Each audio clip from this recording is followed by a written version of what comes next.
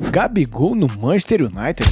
Você pode até dizer que a Inglaterra é cinza, pode dizer que o país é frio, pode dizer que o povo de lá não toma banho e não escova os dentes, mas jamais, nunca diga que os ingleses não têm senso de humor, porque uma notícia como essas não pode ser outra coisa além de uma piada. E nem em seu auge, Gabigol não conseguiu vingar na Europa, por que diabos ele iria para Manchester, um dos times mais tradicionais da liga inglesa, estando numa fase que não faz gol nem em treinos? Por que o Manchester iria querer Gabigol? Isso só pode ser rolo de empresário ou alguma outra coisa que vamos descobrir nesse vídeo. Eu sou o JR, se você gostar de verdade do vídeo, lá no final você deixa um like. Tem uma palavra e uma frase que resume bem o que foi 2023 pro Flamengo: Gabigol. Em 2023, a única coisa que o rubro-negro conseguiu foi virar meme, ainda mais se comparando ao ano passado. Para começar com o pé direito ou não, a diretoria trocou Dorival, técnico campeão e com o elenco em suas mãos, por Vitor Pereira, por ser tecnicamente melhor. E o cara já começou como? Daquele jeito, perdendo o Mundial, perdendo a Supercopa do Brasil e perdendo a Recopa Sul-Americana. E fechou com chave de ouro, perdendo o Cariocão. A diretoria então trocou o português pelo argentino Jorge Sampaoli, que além de ter perdido a Libertadores e muito provavelmente o Brasileirão, transformou o time no UFC versão rubro-negra, Ultimate Flamengo Championship. Depois que o argentino chegou, a porradaria começou a comer pra todo lado, e o rosto de toda essa desgraça sem dúvidas é Gabigol, que atualmente é apenas uma sombra do que já foi um dia. E o pior é que o maluco carrega a 10 que já foi de Zico um dia. E mesmo não jogando nada, o cara ainda é marrento, deixa a torcida dodói da cabeça. A fase que vive o Flamengo é como se fosse uma ressaca da maior despedida de solteiro de todas. O Flamengo viveu tempos únicos, tempos que nunca mais talvez voltarão. Campeonato em cima de campeonato, um time absurdamente mágico. Com um técnico português nada a ver, que veio e acabou com tudo. Foi campeão de tudo com um elenco recheado de nomes que não pareciam ser grande coisa, mas montaram um time super campeão. Mas se o Flamengo vive tempos turbulentos, imagina o Manchester United, que sem disputar praticamente mais nada, não consegue ser considerado nenhuma ameaça pro Galatasaray ou sequer pro Copenhagen na Liga dos Campeões. Só pra você ter uma noção de como as coisas andam no lado vermelho de Manchester, até aqui em 11 jogos na Liga Inglesa, o time tem 6 vitórias e 5 derrotas. Tomou um tapa na cara do City de Pep Guardiola, com direito à provocação num sonoro 3-0. E o pior, logo depois na Copa da Liga, simplesmente perdeu de 3-0 em pleno Old Trafford pro Newcastle, com direito à torcida gritando olé e levantando dados impressionantes. Pois essa foi a maior vitória do Newcastle ao United desde 1930. Para você ter ideia, Pelé nasceu em 1940 e mais desde 1962 que os Red Devils não perdiam 2 partidas seguintes por 3-0, época que o Brasil ainda nem era tricampeão, e as ligações negativas com esses 2 anos continuam.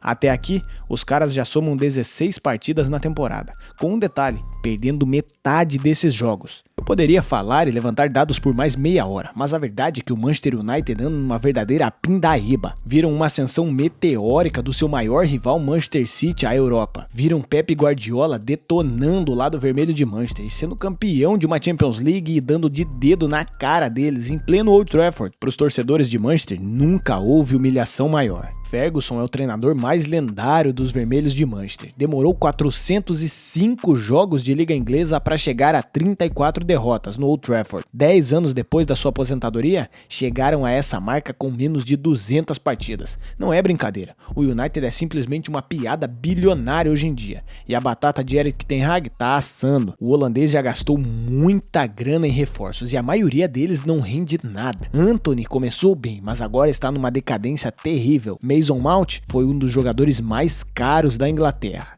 e também não sai nem do banco. Amrabat e até pouco tempo, Onana. E para piorar a situação, os torcedores estão vendo o dispensado e velho Cristiano Ronaldo, que já não servia para nada, ser o artilheiro do ano e jogando fácil na Arábia Saudita. A decisão de parar o tumulto que o Robozão estava causando por estar no banco estava certa, mas a maneira que Ten Hag lidou com a situação foi terrível para o clube. O camisa 7 foi um dos principais heróis do United um ano antes da chegada do holandês e simplesmente foi chutado para escanteio quando o treinador chegou. E pro desespero de quem chora, Erik Ten Hag parece estar acompanhado de uma bruxa que chegou a Manchester. Casemiro, Shaw e Rashford se lesionaram, são os principais atletas do elenco. Aliás, o inglês que fez 30 gols na temporada passada parece que voltou a estaca zero. Se tornou um jogador mediano que aproveita as lesões para fazer as suas festinhas e pouco está se importando ou se comprometendo com o clube nos dias de hoje. E verdade seja dita, se o United é uma droga hoje em dia, isso é meramente por conta das péssimas decisões e péssimas contratações, acertando pouquíssimas vezes.